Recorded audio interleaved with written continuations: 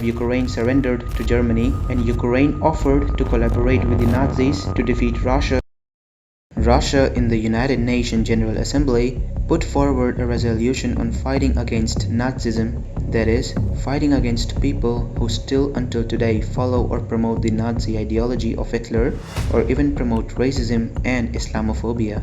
Now obviously, US voted against this resolution since they believe that Russia, using this reason, is trying to justify the war, but surprisingly, 105 countries voted in favor of Russia, including even India and China. Now, as much shocking this may sound, but this resolution was primarily to target Ukraine, since even today, this dumb ideology of Hitler is very much alive and followed among some people in Ukraine, and also specifically the Ukrainian army, since they have the neo-Nazi or the Azov battalion, whose soldiers find inspiration in the Nazi ideology and believes that the Aryan race is superior of them all. Even when Putin gave a speech to announce the beginning of this war, or what he called a military operation, he said that Russia won't stop until they demilitarize and denazify Ukraine. Now Hitler's ideology kept Jews at the bottom of the hierarchy, hence he brutally killed them. But also a part of his ideology was hate towards the Russians, who by ethnicity were Slavs, and Hitler wanted to wipe them all out. Similarly, the Ukrainian Nazi ideology isn't so much about hate against the Jews. On the contrary, Ukraine's president Zelensky is a Jewish himself. Their Nazism is about pure hate against the Russians.